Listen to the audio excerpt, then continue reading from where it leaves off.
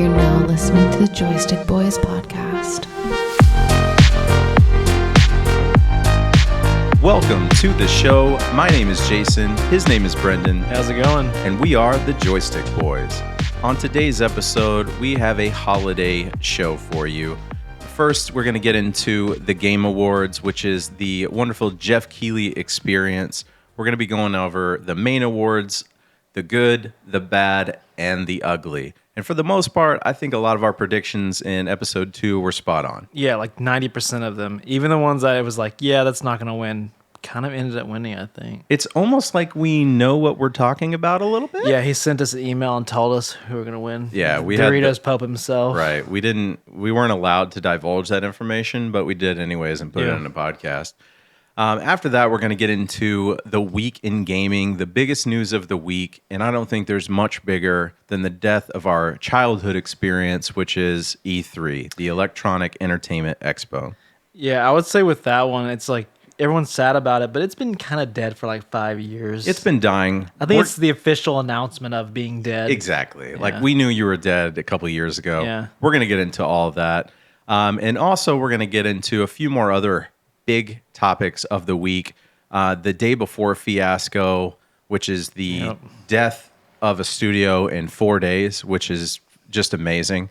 There's a lot of interesting stuff there from a developer standpoint. A shit show standpoint. A shit like, show, if you will. Yeah. Yeah. And then our most probably controversial topic, hot button topic, is going to be the Twitch nudity topic. That no, it's Twitch art. How dare you? My bad.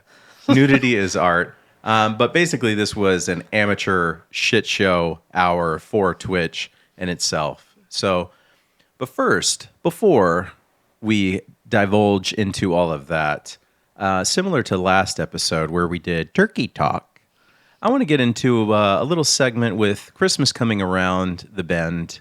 This is going to be our Kringle Corner. The Kringle Corner. So with Christmas coming up, I know it's one of my favorite times just because I get so much time off work. Everybody seems to be in a good mood. Yeah, brag about it. I am going to brag about it. And this isn't the first time. It's not going to be the last time. So, but I was curious as far as like, we kind of talked about our turkey traditions on the last episode. I was wondering if you had any specific like Christmas traditions. I would say like it's not so much a tradition, but like I'm glad it was kind of turned out to be this way. We usually do our Christmas like the night before, like Christmas Eve.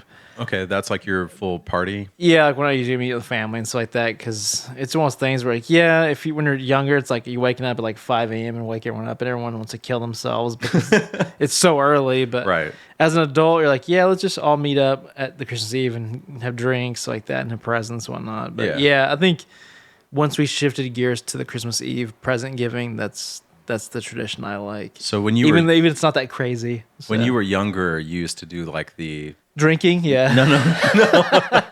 Like the 5 a.m. Oh, like gotta be up. If a kid was awake and there was some like ounce of like it's no longer nighttime, there's like some kind of sunlight, they're like, oh shit, it's Christmas time. Do you think kids are like that nowadays? Do they get that excited, or you can just get everything you want all the time? I think it's that because like I remember when I was younger, like you had like 2 points of the year when you got video games. Yeah. It's your birthday and Christmas. Exactly. The only time you get one randomly is if you bug the shit out of them. Yeah. Where it's like, fuck, I can't deal with this anymore. I have to give this game to them in the summer because I'll probably push them off to like an orphanage or something. So I think there's a handful of games I got like random, like Mario Kart and all that. But traditionally, it's Christmas or birthday. That's your game time frame. And I think that was another thing that made it magical. Not only like the believing in the magic of Christmas with, Santa Claus and whatnot, but that was our moment to get like the big gift. Like, for me, that was it.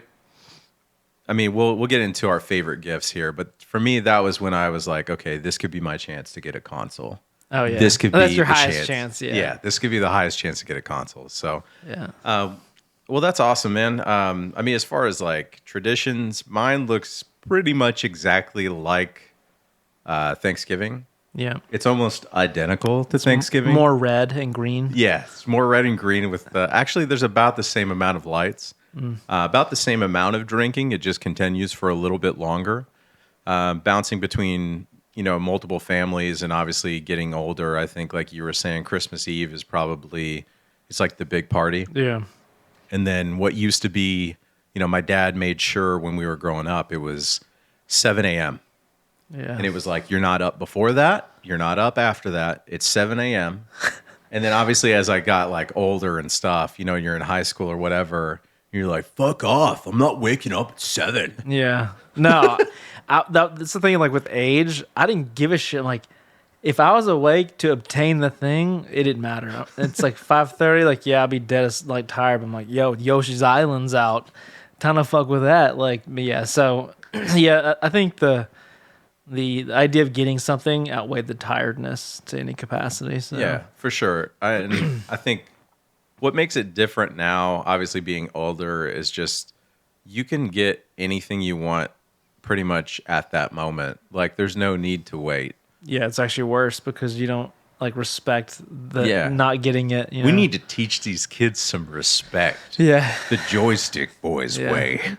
It's funny because like we're gonna like beat them or like I'm gonna be like the Krampus. Yeah, we're just in the corners or is that just about like what are those guys waiting for? Why are those two nerds holding up sticks ready to beat children and give them coal?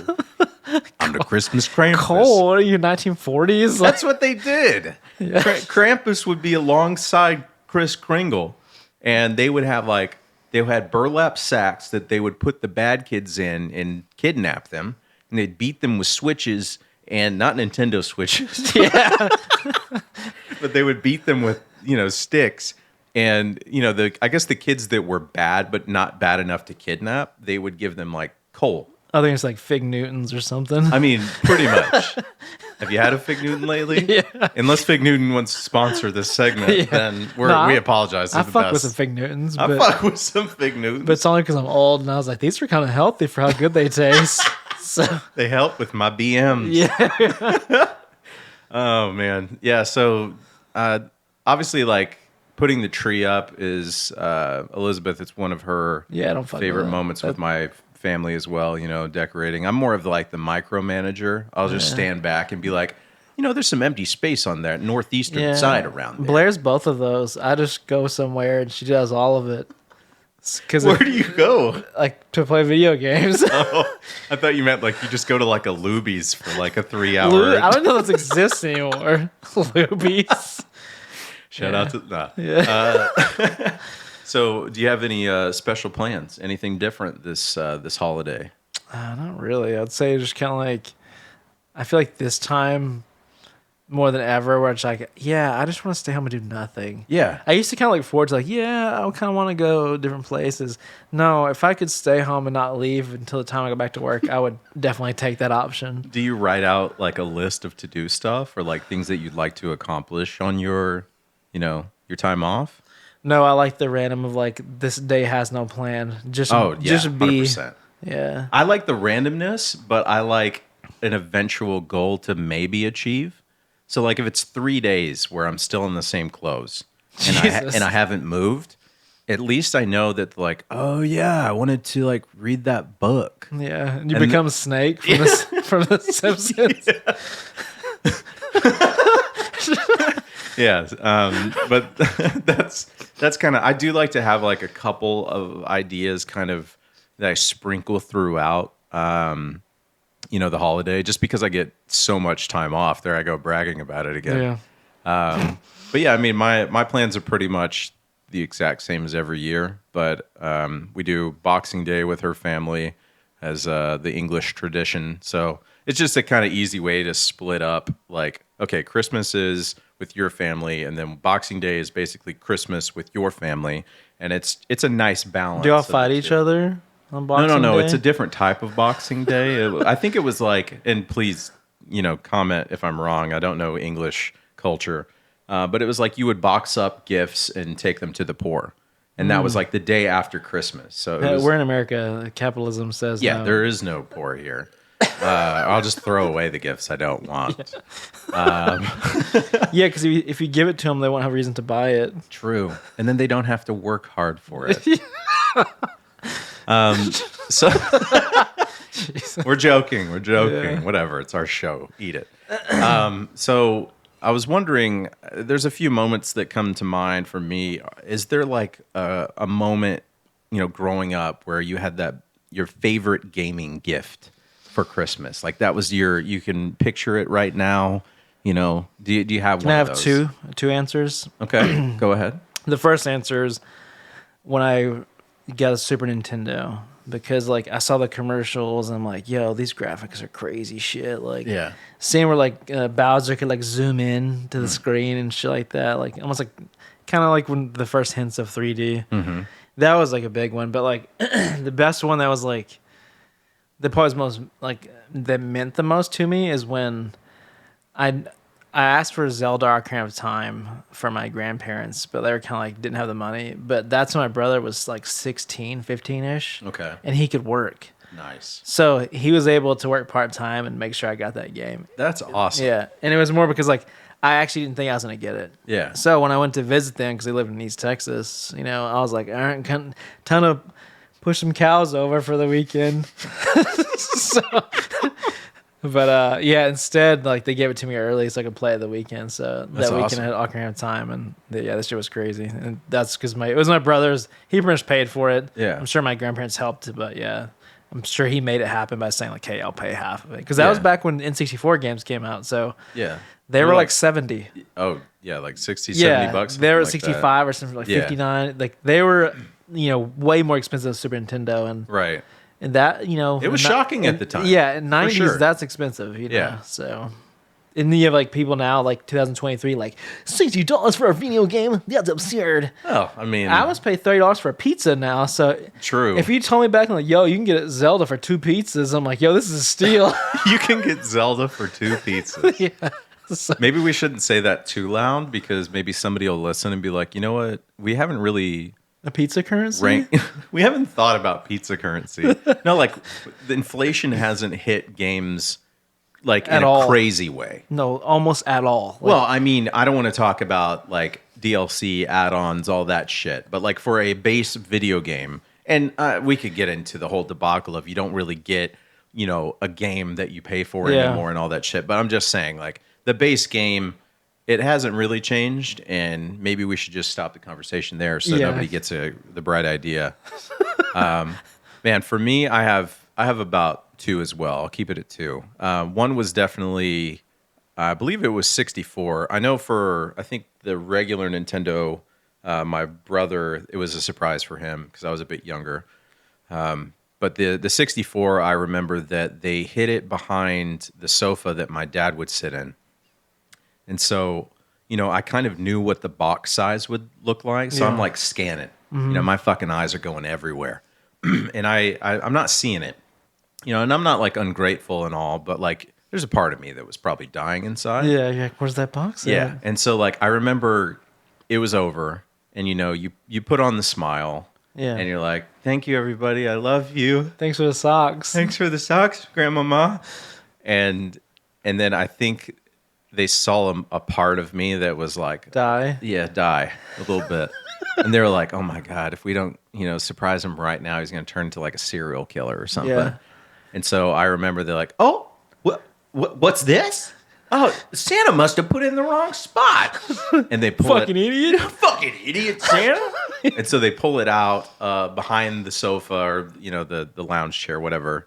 And like my eyes lit up. I knew what that box was. Yep. And that was just such a magical experience. My next story is something that I always tell it's my cousins, Lynn and Phil. Man, so it was Super Nintendo time, like just the time, whatever, of gaming. And I asked for like some games. And I'm pretty sure I was specific about like, I would like these games. Yeah. And they got me Bram Stoker's Dracula. And I still... Was that the shitty game? Yes, that's what I'm getting to. I remember it was just one of those games that like I was like, oh hell yeah, I've never heard of this, and it's like the game based on the movie. And man, that was one of the worst games I've ever played in my Yeah. life. But it was so bad that it was funny. I feel like that game. Did you start like in a barn or some shit? Yes. So I had that game. And Oh, shit. I was like, hey, this is like Dracula X. It's that Konami game that everyone's always talking. You know, like it wasn't the base of Castlevania's Dracula X. Right. So I was like, yeah, this is it. And I was Yeah. like, wait, this doesn't feel right. And I was like, this game's terrible. And it was that game. Yes, it was that game, and I still have it, and it's one of my favorite stories just because it was like, you know, I'm not going to be disrespectful because they got Oh me yeah, a game. my grandpa bought me that game Oh, shit. at Walmart, Okay. like a little Nice. bargain bin. So Yeah, so it was definitely one of those games that, like, you know, they probably watched me play it, and I was like, oh, man, this is fucking sweet. Yeah. I don't know if I said that at that so age. fun. So fun. Watch me jump. I'm in a barn. I died again. Whoopsie. But I definitely remember it being terrible. But over the years, I think I always brought it up, but not to like hurt their feelings. But like I was like, it created such a great memory because it's one of the worst games I've ever played. Yeah. And at that time, you have like 5 games. So it's I would say like so. I remember getting that game and Ren and Stimpy out of a Walmart bargain bin. okay. So Ren and Stimpy was a complete dog shit game.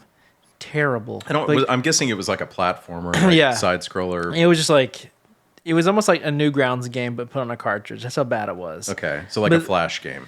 Yeah, but the thing is, when you play the Dracula, Ren and Stimpy looks really good. Like, you're like, oh shit, this is actually not that bad. So that was when they're probably like capitalizing on anything that pumping they out Super Nintendo. Just pump it out. Yeah.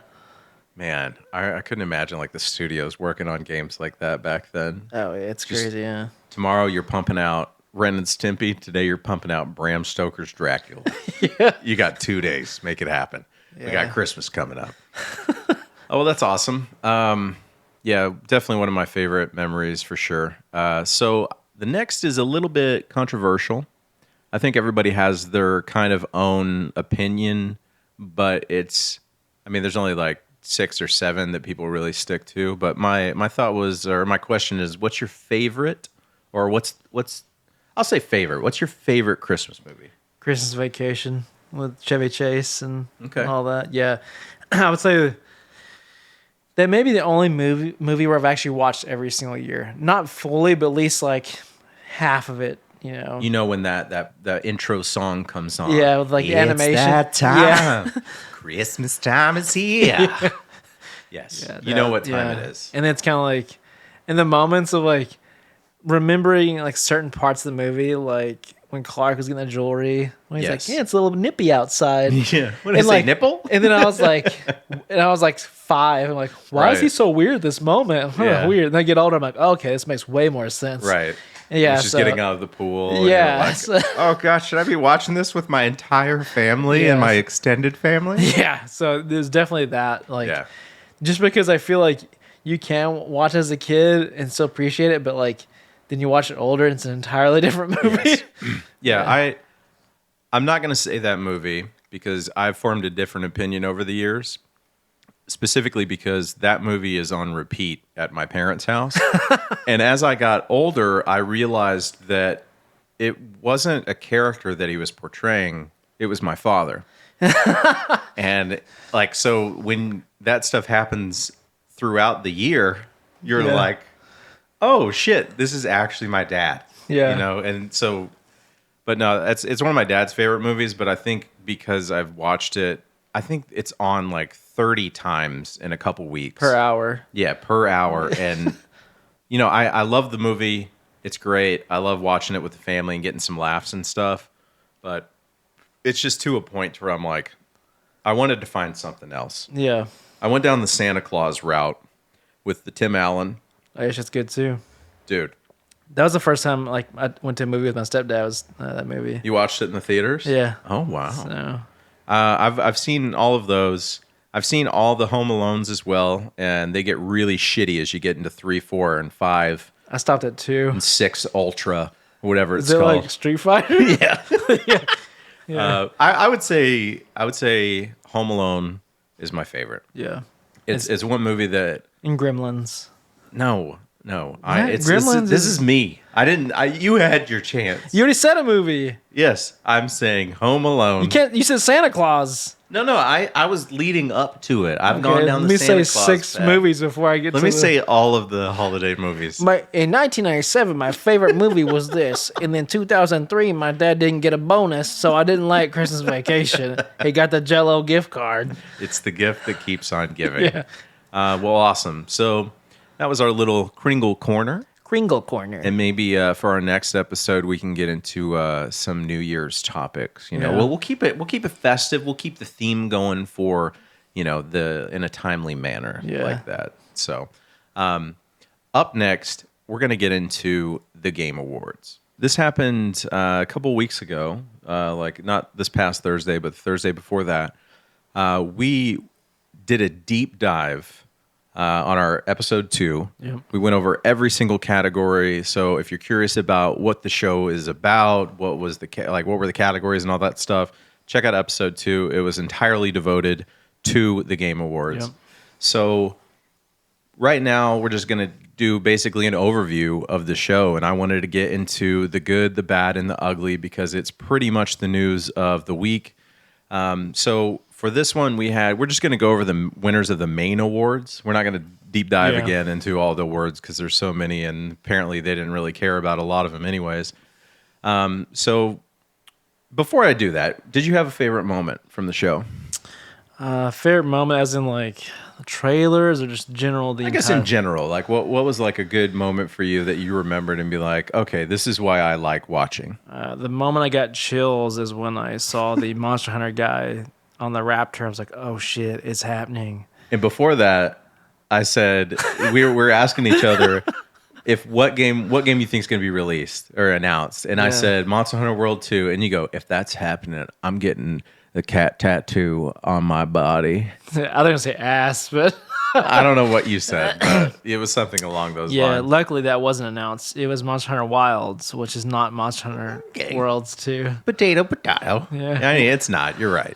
But One might say Monster Hunter World 2 was Iceborne, but that's more of an expansion. Yeah, true. I think my favorite moment was probably the Heilung performance, and it's like, Bless you. it's just one of those bands that I see within like my metal news of the week, and I thought the performance, which is for the Hellblade Sasuna, the second game that's coming out, I thought that looks pretty really fucking good. awesome. Like, yeah, I feel like behind the scenes, one of them is paying the other one money to develop a thing. Because if you look at all the facial recognition stuff with a character, it's so intense. it's crazy. Like, it's probably the one which is like the Uncanny Valley stuff is kind of going away. Like that and like Anduin from the CG trailer from WoW. Yeah. Those are the two where it's just like, yo, shit's getting crazy. I just like, they've put so much effort into Hellblade, and it's kind of weird because like, yeah, it was a interesting title, but it like, was indie feeling. Yeah, but like at the same time, it's not like, it's just weird. They're putting so much behind it, and I don't feel like it's that game. Yeah, it's kind of like, I feel like it's the most time spent B+ game I've ever heard of ever. Yeah. But it looks like god tier quality. So I hope maybe they want to make an IP out of it, because I think the first one they didn't have an intention to be like. I this hope can be it an like IP. fucking just blows me away. It just blows me It blows away. So that was my favorite moment.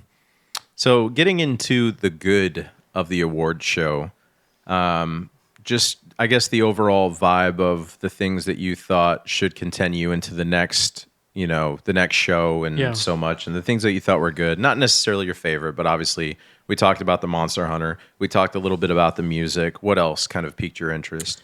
I would say, like, of course, the trailers are awesome and all that. I think they need to maybe, since E3 is dead, maybe either add an extra hour of the show where it's like the first hour is like trailers and, kind of like, because I think there's half the people watch it because of trailers, and the half want to see who wins because their favorite game might win. Right, and we talked about that in the episode 2. Yeah. Which was, this is basically becoming our new E3. Yeah, it's better than E3. And now it is, but we'll get into that more later. Winter E3. Yeah. Secretly. For sure. Yeah. Were there any like releases that you thought, like any of the trailers that you're like, oh hey, that looks interesting. I'd like to get up in that. The one that was like when the No Man's Sky, what's that dude's name? Sean Murray. Yes, Yeah. Sean Murray. When I was like, oh god, here he comes on stage. Let's see. I mean, I thought that let's was see awesome. what this nutso's gonna promise. Yeah, But like knowing that he promised the idea while giving a trailer that clearly is using the No Man's Sky engine, and he's like, yo, like that's kind of a good idea because like the big thing about when I play like MMOs or large games is I don't like it when games load into other zones, instances or whatever. So you want a seamless experience if you're trying to be immersed in Yeah, an I would rather open have world. a less detailed world, less handcrafted, Mm-hmm. if it's no loading, seamless, versus like Final Fantasy 14 where you're loading quite a bit. Quite a bit. You know, you never feel like you're actually outdoors. Yeah. Even the outdoors doesn't feel outdoors. Yeah. So a game that's like that's their focus, where you can get with your buddies and like, hey, let's go underwater in this little cave and so like this, much like the WoW Delve idea that they're coming out Right. with. The And idea it's like that RPG style. yeah, where it's like the adventure is seamless and not loading is like very exciting for So what me. I thought was funny was like No Man's Sky was obviously this game that was about the infinitesimal idea of space, yeah. and how you see that you can go there and there's like you could play the game for your entire life and you'd find something new every day or every time you went somewhere. And but it didn't work out that way when it came out. Yeah. But the redemption story was something that was really awesome, and I think what they were able to do with the game really brought like a positive outlook on their studio. Oh yeah, especially like 10 people. To, Yeah, and to so like come out with all the stuff they promised. It's like it's and crazy. eventually get to a point to where it's like, okay, this is legit. And more like yeah. you know the stuff they promised plus more they never said they would do. Right. and And not what- charge for it. What you I know? think is cool about this, and another thing I found funny, was like somebody knew that like as soon as Sean Murray went up there, somebody Yeah. tweeted like, "All right, bro, keep it fucking low key." yeah, yeah, And then he later responded after the announcement, which was like, "Oops." yeah. It's basically it. So the game is Light No Fire, and it's going to be like what I assume from the trailer is like a 4-person co-op RPG adventure. I think it's more than 4-person though. Okay, well, maybe like the trailer showed like you and some buddies, so I'll do like okay, a multiplayer adventure. Yeah. And it's on a procedurally generated Earth. Yeah, So like the whole thing is one giant like giant planet, Earth level. So like you're just as you're going across, there is no loading. It's just full on one giant planet to the max, basically. So they took their idea and said, okay, what if we have that idea of like infinite space, Yeah. Scale it down. scale it down, but make it almost an infinite planet? I mean, Yeah. it is finite, Yeah, but I like the idea to where like it's a giant planet. yeah. That's like apparently like not 1-to-1 of Earth, but as in like it will take you forever to get other places on Right. foot. Yeah, Like it's fucking Earth, yeah. like in a Camelot futuristic RPG kind Yeah, of way. it's the fantasy style. It's like, hey, there's bunnies, but there's also dragons. Like, Exactly. I think that looks really cool. yeah, yeah. The Blade game for I so give it's two shits. no. Yeah, I'm more like interested on what they would do with. So it's Blade, who's like the vampire that's a vampire hunter from Wesley Marvel. Snipes, Wesley yeah. Snipes. So basically, you play as Wesley Snipes. Tax evading everything. The game is just tax evasion. But it is by the Dishonored devs, so I would imagine it's going to be pretty. Like, there's going to be a heavy focus on, hey, if you want a stealth playthrough, you can do that. It's never really been my cup of tea, but I thought the trailer was interesting nonetheless.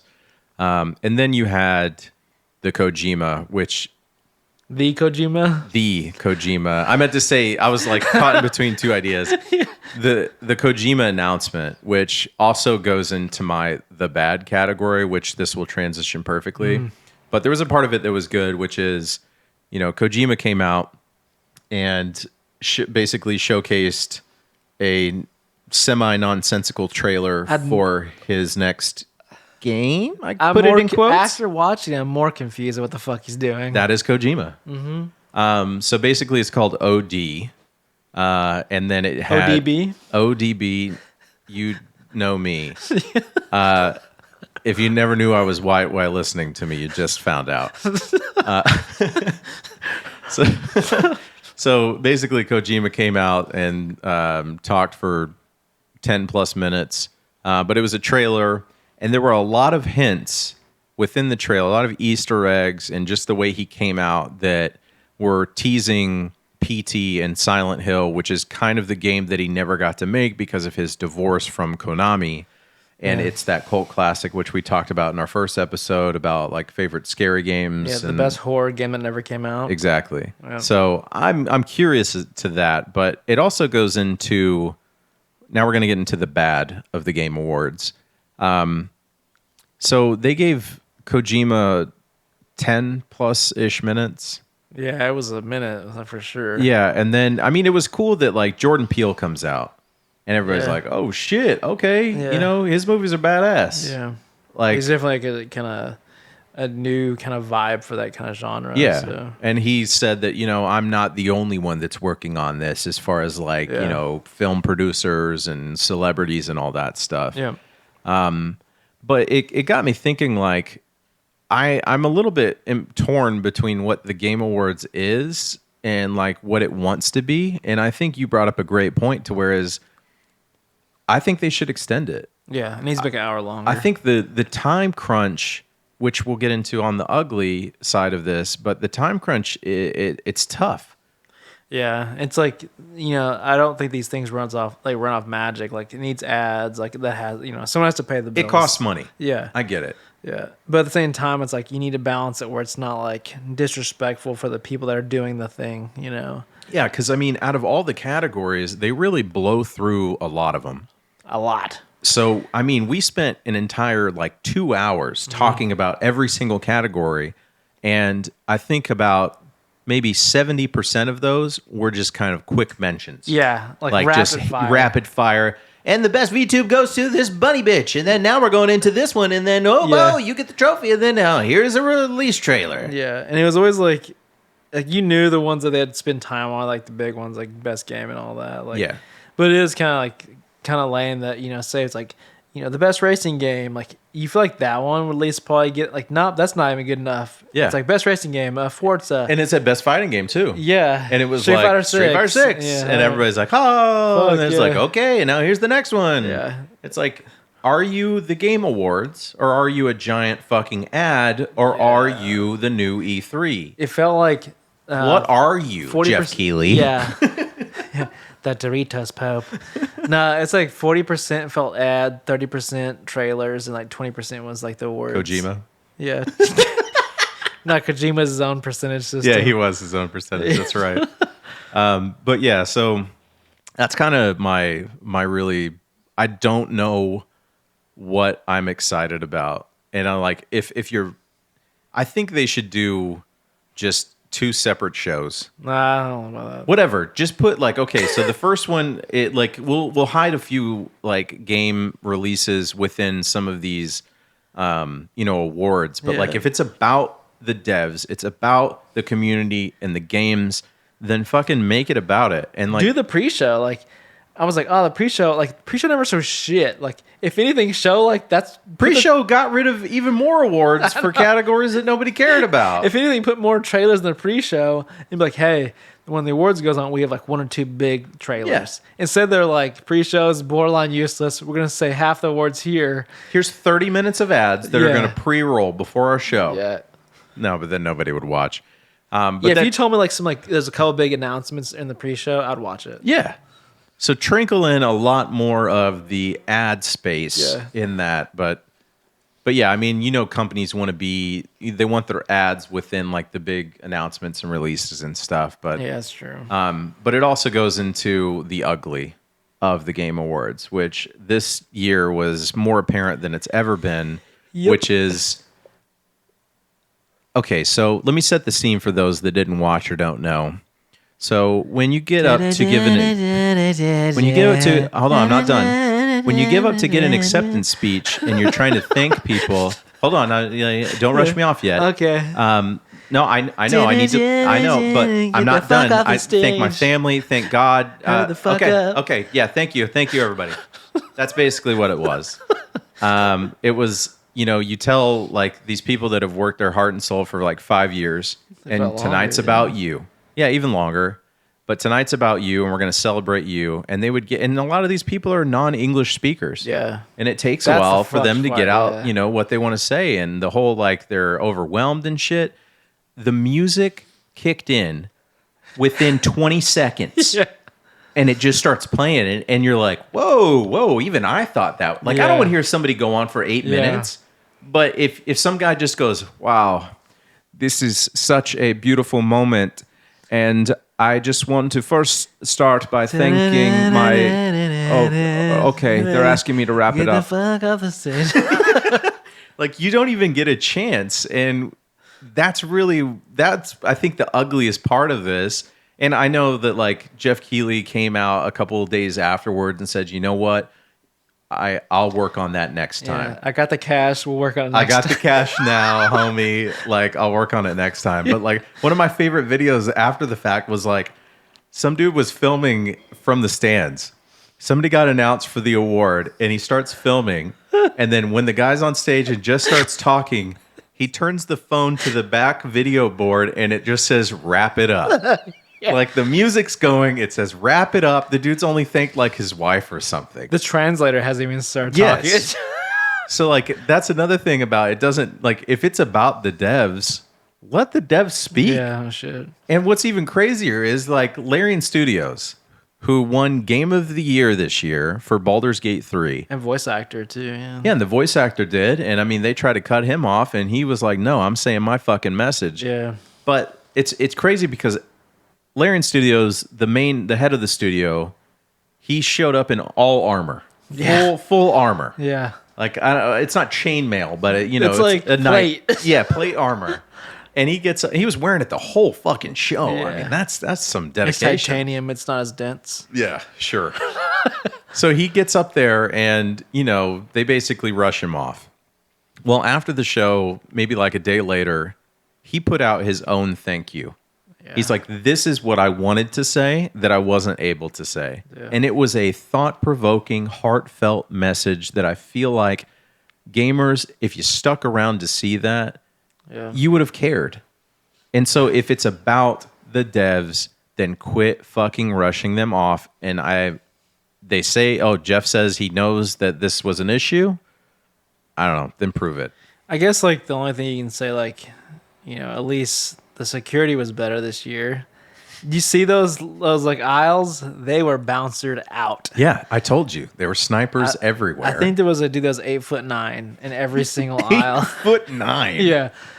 I think it was Yao Ming was one of those. It was Yao Ming and Dikembe Mutombo who Yeah. just kept saying, Yep. Yeah.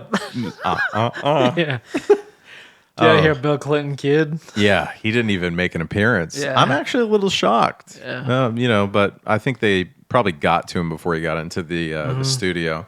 So, but going from the Game Awards, we're going to get into the week in gaming, the biggest news of the week. And this is kind of a perfect segue because they're both almost tied in with each other now. Jason, in a way. Yeah, it is adjacent. Yeah, it is Jason. It is the death of E3. Yep. So E3 is the Electronic Entertainment Expo, which was basically a giant trade event for the video game industry. It was held from 1995 till about 2020. And Was it also, like, originally part of CES? Yes. And it became its own thing? Yes. Yeah. Yeah. And so, and it was strictly at the earlier years, they didn't even have, like, if you were part of the public, you couldn't get into it. Yeah. Like, it was strictly your journalists. Behind the scenes, yeah. Journalists, devs, and like those were the people in it. So it was like very secret. Yeah. Which was awesome for us Yeah. because we got all these brand new announcements and like 2 months after in a magazine. Yeah, well, I mean, in the early days for sure. But basically in 2020, it was they had to cancel it for, I think it was called COVID. Yeah. And That's then- not real or something. I don't know. Yeah. Oh my God! Here we go. Here they come in the comments. Yeah. It resumed in 2021, and it shifted to a virtual conference, as most aspects of our life did. And most people hated it. Yeah, it's also because like the whole streaming, the cost of going to it. I like to blame it's actually Nintendo's fault because They were backing out pretty early, weren't no, they? not true, but no, not because of that. Because they Oh. showed everyone if you make a Nintendo Direct a streaming thing, like hey, more people watch this and it costs like $5,000 Right. versus. So- You're now competing in the same stage As Sony and Xbox and like and Bethesda, Microsoft, all those yeah. companies, and you may have like 30 minutes. Right. So it's like you And not it only costs have you 10 times more. preparation, like Yeah. you have to get Reggie Phil's Amy. That was tough. But yeah, I think you have to show up and make his memes on stage. Right. But yeah, it just became a cost issue, and the one thing I know Nintendo and people like Disney, like very kind of strict in their IP usage. Mm-hmm. They can craft their presentations better with their own way. Right. And So- it's not a live performance. Yeah, it's like all right, we can make this over a month. Yeah. Really refine it because that's the thing. Like, I actually prefer watching a direct or like PlayStation's State of Play when it's half decent and all this stuff. It's just better. It's like E3 spread out through the year.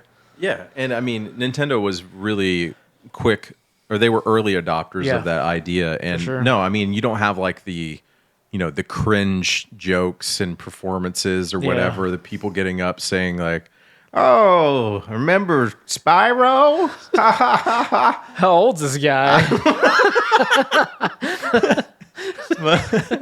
But yeah, so Back in my day, Spyro was Yeah. purple. He wasn't part of the Skylanders. but yeah, so then in 2020 it was canceled due to like the mixed reception, and then this year was supposed to be the big comeback. This was E3 in full effect, live in person, balls Yeah. to the wall, and they officially announced via Twitter, after more than 2 decades of E3, each one bigger than the last, the time has come to say goodbye. Yeah. Thanks for the memories. GG. Well played. Yeah. So speaking of like this year's E3, do you remember a single announcement that stood out from E3 this year? No. That's why it's dead. No, So- I get it. And like it's not like you were saying, it's not only because of, we switched to the digital platform. Yeah. But people like started jumping on the whole digital trend, what Nintendo was doing, which was come out with Devolver, a yeah. state of play. If I just announce on a Thursday in November that it's a PlayStation State of Play, it's my event. It's Yeah. my day. Everyone's gonna tune in. And I can pre-record everything. I don't have to have some jackass get on stage and maybe fumble up some words. Ken Kutaragi. What? Remember that? It's Ridge Racer. Speaking of old, What? what year was that? I think it was like 2006. Yeah, exactly. That was the time frame when E3 was actually good. So. Oh my God. Yeah. But, well, and we'll get into that, but it was definitely, I feel like the death of E3 was something that we saw coming a while Yeah, ago. for sure. And it's definitely because of the trend towards having like individual companies doing their own things on their own time whenever they want. And it actually is a big deal. Yeah. So let's go to, do you have fond memories of E3? Like if I'm going to go through a list as we kind of talk about some of the biggest moments of all time from E3. So I remember this. The one that kind of sticks out to me. It's more because I heard about like the rumors behind it for like a year or two before. Mm-hmm. Do you remember like when the GameCube was out and they're like, yeah, the next system's called the Revolution. Right. So I remember they're like, yeah, it's going to change everything. And then when they revealed it, it was the Wii, but they called it the Revolution. I was like, what the hell is that? And they showed the controller. I'm like, I was both like, yo, it's like the Nintendo controller, Yeah. but also not. I Yeah. was like, what the fuck is this thing?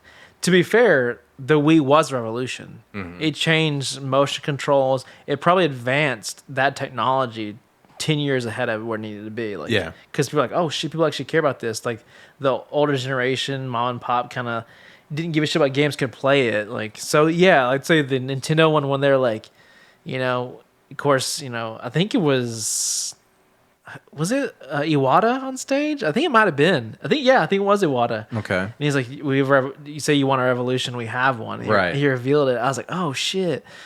Did they play like Wii Sports I don't on think stage? I don't think they showed any gameplay. It was just a showcase. It was just the console and the controller. Okay. So, and they didn't have the official name yet. That was one I was like, oh shit! Like, so 2000 Nintendo's back. I think it's like 2006. Yeah, or some 2006. So it says the Wii was first referenced in 2004, physically shown in 2005, and the proper reveal was at E3 in 2006. Yeah. And they did a showcase of the motion controls to basically say this is the next step in gaming. This is the future of gaming. And it was a very well received presentation. It was one of those things. It was like they were right about being a revolution and also wrong at the same time. Yes, you know, 100%. Yeah, I think it was one of those things. Where it's like the motion controls are cool and people can play, but I don't think it was. I think it would last. It's too gimmicky, you know. Yeah, so. and then they had the. I'm guessing it wasn't the same year. It was probably like the next year or something, where it was like the Wii Fit. Yeah, that was, which was years later, but because the first like 2 or 3 years, it was like hotcakes selling the bitches. So, and I think I always wondered like more like inside baseball shit. When he said like, you said you want a revolution, we have one. I wonder when he said we, he put emphasis on. What if they knew the name at that point already? Probably. Because it's like so clearly, Nintendo is just ahead of the curve on all this E3 shit. Kinda, yeah. To be fair, yeah. If you needed a prediction on where shit's going. Probably watched Nintendo, because I remember, like I'm sure you do, like in 2007, like the graphics are worse than the other consoles. It's not going to do well. Oh yeah, that was a huge fucking deal. Yeah, they're like it's just a slightly powerful GameCube. You can possibly get 480p if you use the component cables, S cable or some shit. But it's funny because it was like oh they're fucked. That thing sold like 130 million copies. If anything, that was the era when the iPhone came out. Yeah, they were just kind of like, hey, the weaker of a thing, it doesn't matter if it actually plays a certain way, the way people want to play it. It brought games back to being games, like fun. And to be fair, it actually probably changed the perception of how to deal with hardware as like on the like global level. Yeah, phones, everything. It pretty much said like, you know what? At the end of the day, it's the software. Honestly, it doesn't matter the hardware. It changed the perception on I think games in general. Yeah, like the sphere of things. I remember like my parents. Like when I told them like I wanted to make video games, and they laughed at me. That was last week. Like, oh, you're right. But I remember when the Wii, it was like a few years into it, and it was so popular. And my mom had her own console, and I had my own console, and we would like play bowling in the front, like yard. The living room, front yard. I almost said it, but I just remember then it became like you should do this. You should go for it. And I think it did revolutionize, I think, gaming, but it just, and I even remember conversations years later where it was like, nah, that's for like my mom. Yeah. That's for like the old folks to play For some Wii. reason, when you said, like, when she says you should do this, I imagine you like getting a bowling attire. You're like, wait, I thought you meant I should be a bowling sportsman. Bowling sportsman. You can tell Brendan watches a lot of sports. But yeah, besides... What do you call a bolus? A bowler. A professional bowler. A bolus. Jesus. Well, speaking of motion controls, we can talk about another huge release at E3, which was the Kinect. Do you remember the Kinect? Oh God, for Xbox. You know how like this movie, like where they could erase your memory? Yes. When they showed that, I was like, this is fucking stupid. So the Xbox Kinect, for those that don't know, it was in 2009. It was basically Microsoft's answer to the Wii, which was, you want motion controls? Well, how about if we give you a motion control where you're the controller? Yeah. And they put a giant fucking black camera on your TV, and it was supposed to follow you like point to point for the most part, and you became the controller. Do you remember like the first like demo of that? It was like, so Peter Molyneux shows up. He's like, I'm going to show you what I've been working on for 27 years. It's Milo. Project Milo. Yeah. Oh yeah. You pull out. So he's like, when you walk up to Milo, he will be like, "Oi, what are you doing today?" And then And then you're like, hey, and you talk to him like, I'm just Yeah. doing this. And then he tries to. This never came out because clearly it's all bullshit. Peter Molyneux. Yeah, it's Molyneux the fuck And if out. you don't know who Peter Molyneux is, just look it up and you'll Yeah. have a good laugh. Yeah. So, and the thing is, like, it was almost the exact same as like 8 years prior with Fable. I was like, you see that tree over there? You could cut it down, and your grandson, when he chops it up, it'll grow again when he comes back. And the thing is, like, fuck. when you hear, you're like, that sounds cool. Yeah. But who in 2035 will be like, I'm gonna turn on my grandpa's Xbox, play Fable, pray that his save file's still there, that tree grew back. It was just about the concept of something that you couldn't imagine at the time. And then a couple years later, you realize, well, that was fucking stupid. Yeah. You can't do it, and it's broken.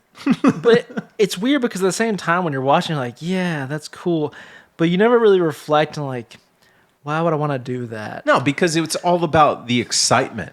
It's all about the next level, the revolution of gaming. But like, I always think, sometimes I get into a mode where like I think of like a shareholders, like just imagine Peter Molyneux like, let me show you this game. You talk to this small boy, and then like you have these millionaires.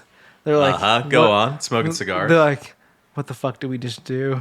All right, then what do you do, Peter? You talk to this boy, okay? Then what do you do? You flip over your skateboard bought by Tony Hawk. It'll scan the bottom of your skateboard and put it in the game. But can you skate? No, it just puts the skateboard in the game. Then what do you do with the board there, You Peter? talk to the boy.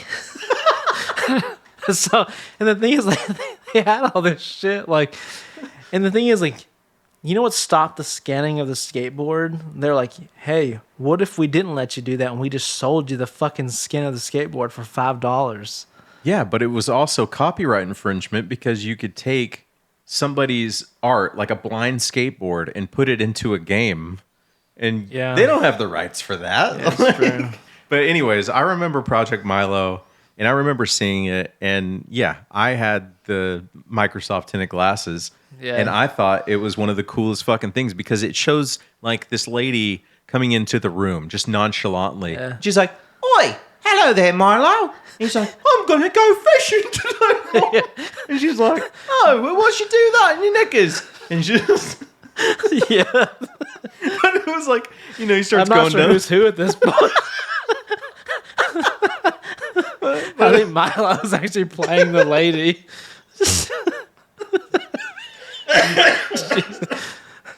I just remember, God.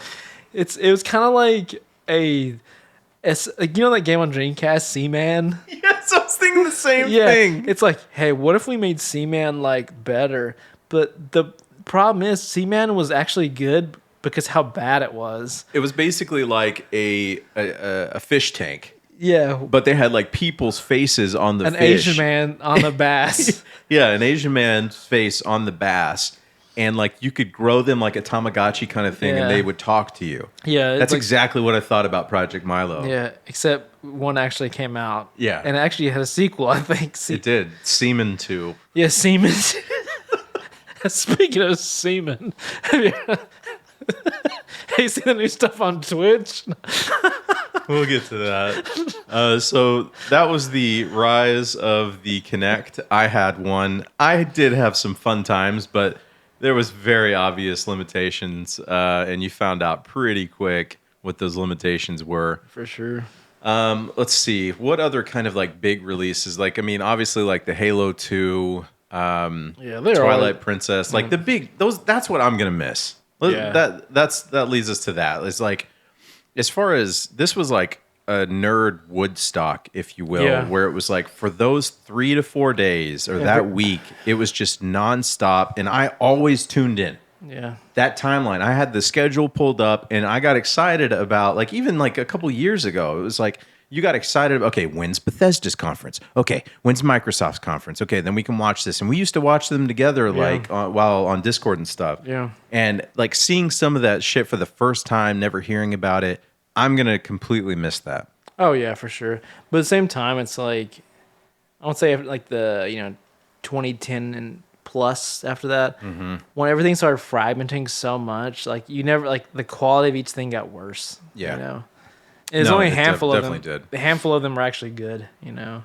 Yeah, and that's the unfortunate thing about just today's world is like everything is leaked. There's no secrets for the most part, and you know that's just it sucks. It's everything is just in your palm at the exact moment, which goes back to our Christmas stories. Yeah. But yeah, so those were some of my favorite E3 moments. Obviously, Devolver Digital, which if you've never heard or seen it, Devolver is like an indie game company. I guess they're not so much indie anymore. They're kind of in between. Yeah. It's basically like an anti-game company that make like the games that most companies are afraid to make. Yeah. And They bankroll stuff, kind of. Yeah. Like smaller stuff. Exactly. And I fucking love that company. It's more like a punk kind of company. You know, that's the way they come off. And I feel like it's as if like Nintendo had a more edgy sister company. I was just about to say it's like that. So Nintendo has like the Digital Direct. Well, Devolver did their Devolver Digital, and what it was basically like a 30-minute sketch from hell. Yeah. And it was like basically an entire attack on the industry itself. Yeah. And so those won't go away, and I'm thankful for that because they get weirder and weirder each year. Yeah, for sure. And I'm glad that there's Whole stuff AI like ones like that. Yeah. Yeah, I honestly hope that besides like the Game Awards, that I think some of this in a certain capacity will come back to like the day that these companies decide to maybe pull together some sort of streaming day. Yeah, I don't know about that. I know, but hear me out. I think like maybe even if it's like the Game Awards has like they do their summer Game Awards or some shit, which is like half of the real Game Awards or something. But I think it would be cool. I don't think like a show will go away. I mean, obviously this did, but I mean, like I do think something will come back, and even if it's in like within a week of these companies having all their showcases or something, I think it will line up to a point to where something like this will come back. It just won't be E3. Yeah, I think it's the days of that's kind of like gone, really, like that Sad. style. Yeah, It's sad, and I'm just getting older, and everything is just sad. Nintendo Power's gone, E3's gone. What next? What next? Well, what is next is the day before, and what I guess would be the day before Fiasco. So, to tell those that don't know, this is one of the biggest stories of the week, and it's been a story for quite some time. But basically, the day before, it was, I'll just say it simply, it was a game, a very, very wanted game, that it was the most wish-listed game on Steam, and it was classified as a post-apocalyptic open-world MMO, which basically, before it came out, was called a scam. They came out, and the company that made it came out and said, it's not a scam, trust us. Yeah, we working like all day. And Yeah, we working like 80 hours a day to make this happen. 100 hours a day. 100 hours a day. Blood, sweat, and tears is what they kept saying. The game came out in less than 24 hours. 90% of the gaming population, or the game's population, dropped off. And within 4 days of the game releasing, the studio deleted their studio. Twitter, everything. Yeah, basically just said, hey, we're not making money. This didn't work out like we wanted it to. And then they said, shit happens. Deleted their studio, took their prior games, and put them under their original company from years and years ago, and basically deleted the studio that made the day before. Yep. So we're going to kind of go over an article that is like a rough timeline of this. So initially this game came out and it was just pitched as a massive multiplayer online open world survival game that had hints of, people were saying like The Division, DayZ, like kind of like an extraction shooter. It's overrun by zombies and you got to like go get stuff and then get out and you're with your team. And they showed these like beautiful like cityscape environments, They even showed like a mall and stuff, and it was amazing looking, almost too good to be true. Yeah. It was one of those things where like I watched it and I was like, unless this comes out in like 4 or 5 years, the tech and like the general like PC user can't run this yet. Yeah. The tech isn't there to make this like kind of like what it needs to be to become mainstream. Right. And they revealed this in 2021. Yeah. That's crazy shit. And then it was revealed, I think, through IGN, like within the next month, like, hey, this is the next biggest thing in the survival genre. And it started getting some pretty big like ground within the gaming community. Like partners like Nvidia and stuff like that. Yeah, Nvidia, like they eventually came on later, but they showed a 13-minute gameplay trailer a couple months after they like announced the game. And they did it through IGN, and everyone was kind of like, there's a little bit of questionable stuff here, Yeah. but like, oh, it's early. Optimistic, hope it became a thing. Right, like, right. It's early. So Yeah. then they set their release date for June 2022. They're like, okay, it has a release date. We'll see what happens. And the hype at this point is growing considerably. Yeah. I don't know. I think I read at the time, People want it, you know? the only game that was more wishlisted was Hogwarts Legacy. Oh shit, that's crazy. So it was Harry Potter, which everyone knows. For like 20 years, yeah. Yeah. And then the day before. Obscure companies. Obscure as shit. Like people didn't even know this company. So now we fast forward past the next year in April into May, and the company comes out and says, look, we're going to change our engine for the game Yep. because we have now Unreal 5, which you know, Yeah. and we're going to have to delay the game. Yeah, I think that's the moment where I'm like, okay, there's some BS here because, you know, I've messed with Unreal Engine 4 quite like, you know, many years developing for it and doing stuff. And then the Unreal 5 came out. Of all the engines in my experience, switching to Unreal 4 to 5 isn't like restarting everything. It's more like, yeah, you have to rework some stuff, but it's not like you're reworking the entire fucking game again. And that's what they kind of like, what it felt like. Yeah, they kind of give that vibe that Yeah. we're starting over from scratch. Like, no, Unreal 4 and 5 jump is designed to be a fairly, you know, seamless experience. Yeah, and we're talking about like a trailer that released in 2021, like near the end of 2021. Yeah. And then for about 6 months, you don't hear anything from them. Yeah. And then they come out and say, look, the reason we've been quiet is because we're switching engines. Yeah. And it's going to make the game even more fantastic, which Actually, is the name of the studio. Yeah. Which is weird because if you look at the quote Unreal 4 version trailer versus what was released in Unreal 5, the actual game looks like shit compared to the actual like the other game. It's to almost the previous Yeah, engine. so the original Unreal 4 game actually looks worse and there's less going on than the Unreal 5 version they released, which is yeah. So let's fast forward just a month after that. They start asking volunteers for help. Yeah. And so when I hear that from a actual company, Yeah. volunteers, number one, means, hey, we want free labor. Exploited free labor of people's passion. Yes. Right. Which is very common in the game industry, especially this year alone. And so they said the quote unquote volunteers would actually get full-time pay with salary. Allegedly. Yeah, but I think like this article says, Yeah. those aren't called volunteers; those are called employees. Yeah. Well, we move on, and then they started doing this thing, which I remember hearing a few, like I guess around this time last year, which was they were going to give like streamers codes, free codes, to start talking well about the game, and basically they couldn't really Yeah. show it at the time. But they were going to give them codes, and they were going to help the company kind of boost up its, Yeah. I guess, its hype. Prestige of it. Yeah, Like, yeah. yeah.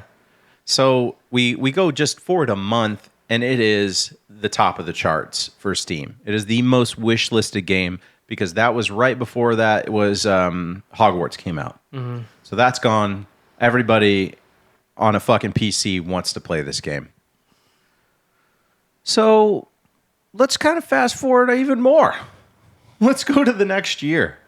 This year, January. They have a brand new trailer. And not only was it just a trailer that the company released, NVIDIA backed it. Yeah, CES. So at CES, NVIDIA has their whole showcase, kind of like the E3 stuff we were talking about, where they're showcasing their new graphics cards, what it can do, ray tracing, the new technology, and all this stuff. And they use this game to show off some of its performance. Like some of here's what NVIDIA can do to games. But it didn't really look like there was much going on. It was kind of like, hey, there's ray tracing, but then it looked like a very walking simulator. Yeah, and it looked like a picture almost. Yeah. To where it was like people started to question, is this actually a game? Like, I think that was the time, like, okay, look, fool me once kind of thing for a gamer. Yeah. But then you start fucking around, and it's like you have this many people that are hyped about your product, and they're gamers. They will turn on you so fucking fast. Yeah. They can love the game, play it for 3,000 hours, and still say it's the worst game Exactly. Exactly. So by the time, like, shortly after that, the rise in, hey, this ain't happening. Yeah, sums up. It's a fucking scam. And that's when the scam word started getting, thrown around. And I'll just go to basically the fucking tweet. Because what happened was everybody kept calling it a scam. And they kept calling it an asset flip. So asset flip. Yeah. What does that entail? So pretty much like what happens is like Unreal Engine Store, Sketchfab, all these different 3D model sites, textures. They pretty much have like people that sell their assets, like little cabins, cars, and all the stuff that you kind of commonly see. And apparently someone was like matching the things in the game with store items, which so be it if that's your thing, but like if you get called out for it, like, yeah, it's just it's a time thing. Like, to be fair, like I always joke, like, my buddies will be like, it's like how like every game has to recreate a new AK-47 model, and when there's like the hundreds out there, Right. like, so I get it. There gets to a point where like, yeah, it's been made, use it again, whatever. And so they were also like, so when the game came out, whatever, I'll get to what they said leading up to it, but the whole asset flip thing, it was using basically store-bought assets. Yeah. And they were claiming that, no, we did all of this with, once again, blood, sweat, and tears. Yeah. And so let's just fast forward and wrap this up to the day before. The day before the game was released, they put out a tweet or an X or whatever the hell it's called, basically saying, I don't want to read all of it. It's a lot. But it was basically saying to the people that don't believe us, we put in everything for this. Yeah. To the people that calls us a scam, we never asked anybody for any money whatsoever. Mm-hmm. Yeah. And it says, like, to the partners that believed in us through the difficulties, we appreciate that. To the future streamer, we hope that you find, like, surprises because of our secrecy with telling this game. Yeah. And I mean, these are all fucking giant clues. Yeah, red flags like a motherfucker. Yeah, red flags. So not only that, the game comes out. And everyone is jumping on it. The servers are going batshit crazy. It was nuts to see somebody actually get into the game. Yeah, I was watching Asmund play it. And it was like one of those things where it's like, there's like 20 or 30% of it that's some really cool stuff. Mm-hmm. But at the same time, you're like, yeah, I don't feel like this has like years of work on it though. Like, Yeah. It's more like, yeah, you could probably crank this out in like 6 months if you had to. Well, I skipped over the part where they fell off of Steam because there was a copyright dispute over their name. Yeah. And then they came back and like, hey, we're back. We were quiet, but, we had faith and the gamer. Yeah. Some shit. So anyways, the game comes out and they're like, hey, it wasn't a scam. And then, let's see, within, I think, 24 to 48 hours, 90% of the game's population dropped off. People are very aware that this is absolute bullshit. And the crazier thing is that, like, in 4 days after all of this, one of the most hyped games, the studio just deletes itself. And it basically says itself like, you know, we tried. We don't have the money to keep going as a studio. And they literally said, shit happens. Yeah. And then they delete themselves. Yeah, the part I don't like about that, they're like, yeah, we'll give refunds for those who ask. I kind of view that as like, you know, I was talking about where it's like, say you have like 1 million people that buy your product, you know.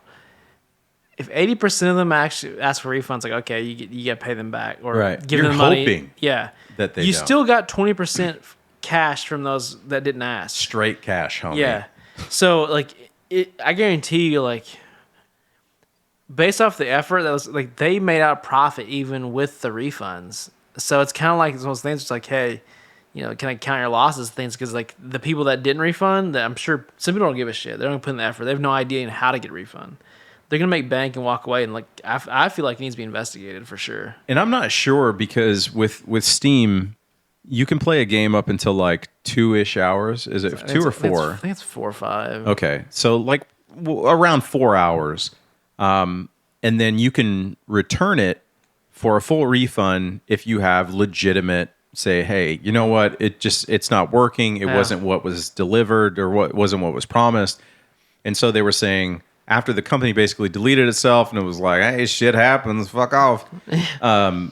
Steam then, you know, they did their due diligence and were like, hey, we're accepting refunds for this game. But you're exactly right. What happens to those people? It should auto refund. They should be asking bullshit. Yeah, like, that A, don't refund, or B, that took longer than, 4 hours. they don't read the news. Who's gonna be like, I wonder if that game I bought fucked me in the ass? Like, Yeah, like a month later. Exactly. Yeah. So It's crazy. I just and so what's even more weird is that the company now for their previous little indie projects, they've changed the name of their company. Yeah. They've changed it from Fantastic, which they've deleted, and changed it to their previous company. And yeah, it's like it seems so fucking shady. Like, I talk a lot of shit about what the industry of streaming games does to like a gamer's psyche and how we perceive games before we even play it. And there's a lot to say in that, but this is one of those aspects where I'm like, thankfully we're able to see it and see somebody else play it, because if you're on the fence and you're like, oh look, this is something that everybody's hyped about, I'm going to look at it before I check it out. And thankfully we didn't buy into it. yeah. So- It is weird because it's one of those things where like, I think it's the first time we're like, no, I don't think it's Steam's fault. No, I don't think it's Steam's fault at all. But at the same time, it's just like they need to vet that shit better. Like, because it gets to a point where how would they do that? I feel like it's like if a game gets, the number one wish list ever, maybe put your eyes on that more. Yeah, like give somebody there like a QC kind of like, hey, like, I need hey. to see this before I put it out. yeah, because it's But for so, like the big games, yeah, it's so big now. Right. It's like maybe we should take a look at this. kind if of thing. 90% of our player base is going to get fucked over because this is a scam, I think we Yeah. should put eyes on it. Because it's very different than like some like obscure hentai puzzle game with like 100 players. Hey man, I'm just saying we need to make one of those. Yeah, so it's like that turning into a shit show is less detrimental to your platform, because now Steam has to fuck with all those refunds, all that shit. And Yeah. probably that probably costs more than just checking out early on. I would hope that they have some sort of system in place for this. No, that would be like AI doing good. So if it doesn't generate money, it's probably not going to happen. Yeah. So Well, that is the fiasco of the day before. Look into it if you're curious. It's just insane to see a company try to delete itself after 4 days of scamming people. I mean, it happens in the world all the time, but to see it happen in a video game world is just, it's fucking hilarious. But Yeah. I didn't buy in, so I didn't waste money. But But the thing is, in the real world, it's called fraud, and you get to, and felonies. So, yeah, somehow games are immune to it at this point. Yeah. Well, I hope they get fucking taken for fraud. Yeah, prison. Prison. Take these Federal assholes to prison. prison.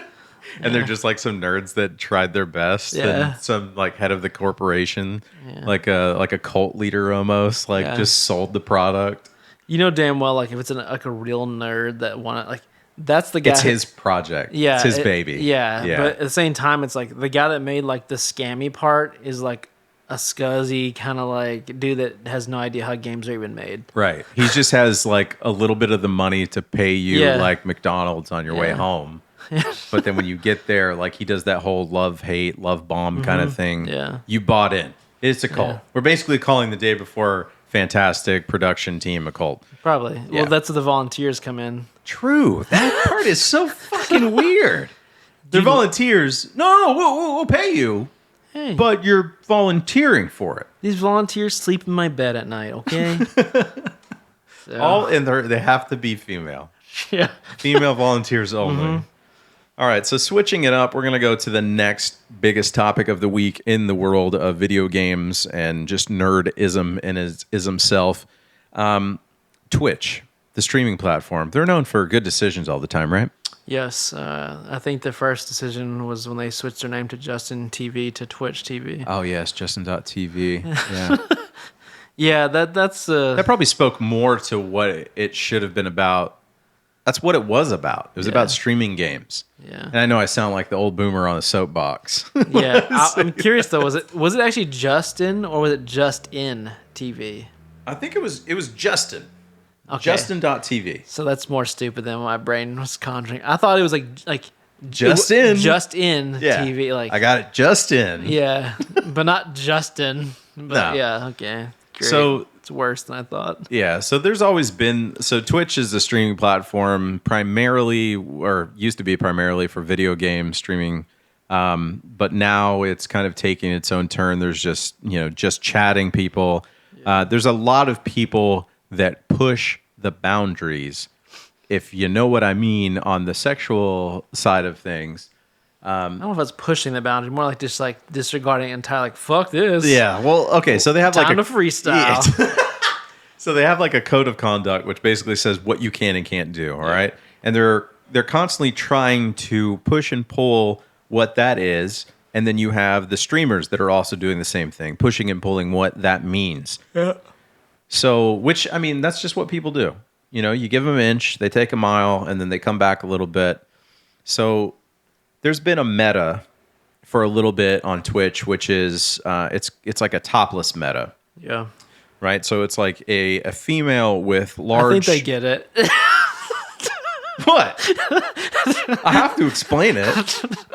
I mean, I'm showcasing it right now, but like a female will have the camera like just up enough to where it makes her seem like she's not wearing a top. Yeah. Right, like you can't see her breasts, but the camera is just up enough, and she's close yeah. enough to the camera where The physics take play. The physics take play. So that was kind of popping off, right? Literally. So it was okay. So I'll read this article from Kotaku that kind of spells it out what I'm saying. So earlier this month, a new Twitch trend kicked off a firestorm of discourse and angry men yelling about women. That was not us. This is not talking about us. Yeah. Some women were streaming themselves using certain camera angles to appear topless. The new topless meta, like the hot tub meta from before. So that was when chicks were in bikinis, but they're like, hey, I'm in a hot tub, so it's okay. Yeah. But they were just abusing it for the fact, like, you can see my stuffs. Saw some women successfully trying out the trend on the streaming site. Some of them were getting banned. A lot of guys were getting angry about it. So in response, a couple days ago, Twitch updated its sexual content policies. And it was basically hoping to, okay, stop your fighting. Let's make it clear. Yeah. Well, I guess they didn't make it so clear. Because 2 days later, which was this morning, they were like, oh, everything that we just tried to clarify? Yeah, we kind of fucked that up. So we're going to have to clarify again and go back on everything we said. So what they wanted to do was say, you could have adult content on the site, and we'll allow you to, we're going to allow digital and fictionalized nudity, but basically not like a female Yeah, like or a art. male showing their privates. It's like art stuff. Yeah, so in an artistic digital, like, or cartoons or whatever, anime, you can make them naked. Yeah. But they didn't think that through. Shocking. Because what happened? Well, so what happened was, the idea of artistic, I guess the levels of what quote art could be. Some people like have like Michelangelo sculptures and shit like that. Or David, right? Yeah, With but the penis. instead we had straight up like anime girls, spread eagle, the most detailed possible thing, just there on the page. I looked through the art category because I was there for hours. we had a mutual friend of ours who won't be named. He was like, he posted up on Twitter and he said, man, the art category on Twitch is going ham right now. Or he's like, look at the art category. Or it's something. So I'm like, okay, I want to know what this something's about. Yeah. And so it's like, I can draw boobies now. Pretty much, yeah. And it was just straight up. That would be subtle. Like if it was just that, it probably wouldn't be as crazy. Yeah. But So this happened for about 2 days, and people were just going crazy. And then you have VTubers who are like animated people. avatars, Yeah, avatars. Basically being like, okay, well, that includes me. So now I can bounce around all juggy-like or penis-like. Oh, yeah. And Twitch is like, whoa, this is not what we had in mind. We never even thought that people would take it this way. Yeah, that's the thing. It's like you have all these people that probably make like six figures across the board. Like, there's no one in the corner that was like, "Hey, what if they like start drawing dicks everywhere?" Because I feel like that's just a general statement in every company. Like, "Hey, we should get new whiteboards." Nah, but what if they start drawing dicks? So like, I feel like someone somewhere in that board meeting after this policy was made had to say something for them to be like, nah, we didn't know. Yeah. No, if there's something that can be drawn on and there's no limits, there's going to be dicks on it. 100%. You can quote him on that. Yeah, that was like- quotable. Like your friend that passed out at 3 a.m. and everyone else is awake, True. he's going to get dicks permanently marked on his face. Yeah. 100%. So what was crazy about, or not crazy, what would I, like any normal person would have thought happened is like, you let the floodgates open. Yep. And what they started doing was be like, oh no, that's not acceptable. And they would ban a person. And they'd be like, no, that's acceptable. You're not banned. And Didn't it was they- just so convoluted Yeah. on what are the terms here? I think someone actually got banned from watching another Twitch channel's page, but the original one didn't get banned. But the person watching theirs, I was like, Yeah. that's when you know your shit's fucked up. Right. Sorry to, I guess I'm just going to tell you now. Our Joystick Boys Twitch is now banned. Were you drawing dicks? No, I was watching somebody draw dicks. So. That's good. Yeah. Was it Asmund that was making the actual, was his Starforge logo? Yeah. So sorry, our Twitch page is, no, but anyways. The Starforge can send us a PC if they like. Oh, hell yeah. I'd love to stream on a Starforge. plug. So today they basically said, hey, so effective today, we're rolling back the artistic nudity changes. Like, okay, we didn't think about this all the way through. Sorry. Is it but the same way as it was now? It's the same way it was before. So Nothing happened, and we had 2 days of anime titties and penises everywhere. What a time to be alive. Time to be alive. And on that note, I think that's about it for us here at the Joystick Boys. So that was our show, episode 3. I just want to give a huge shout out to everybody that's listened to our previous episodes. Like I've been saying, we're just getting started. We hope to bring you this content as much as we can. And we really appreciate you liking, subscribing, listening, and giving us feedback. So it's going to help us shape, what this podcast will be. I'd like to give a huge shout out to Brandon Murphy. He is our audio engineer. He's been doing the pre-production to get us to this point with audio. He does our post-production to get us ready for our YouTube and our Spotify. So just a huge shout out to Brandon. So thank you very much. And once again, everybody, you can find us on the socials. Find us at YouTube at The Joystick Boys, one word. You can also find us on Spotify if you search The Joystick Boys, mostly in the podcast section. It's probably easier. And on Twitter, you can find us at Joystick Boys, one word, without the. And soon, coming up, I'm going to throw a little curveball here. We're going to be doing some Twitch broadcasts. And it's, I guess, our mindset behind this is like, if we can't, stream, like if we can't do a show regularly, I think the idea was like, hey, let's kind of find another avenue to where you can be at your house, I can be at my house, and we can stream. Yeah, classic WoW. And just kill boars for 4 hours straight. Riveting content. Yeah, but at least it's going to be something to where, like... To be fair, like, our banter of this was started off with that anyways. Exactly. Like, we should just record this because it almost sounds like a podcast anyways. Yeah, and that's really what that was. Our channel is The Joystick Boys on Twitch.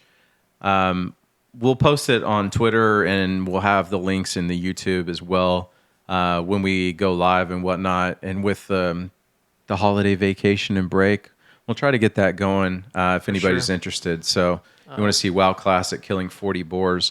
Yeah, or Fortnite. The terrible no cabin event. Bro, we're going to be doing some Fortnite. I don't care how old I am. The holiday event is always a great time. They took away the cabin, so you're going to be depressed. They took away the cabin? Yeah, they got rid of it. No! Yeah. What? People are pissed. So. Oh my God, there's no more loot in the mountains, people!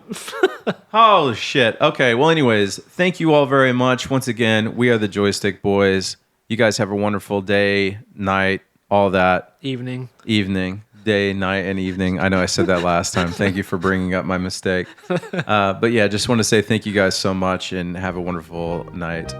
Later, guys. peace.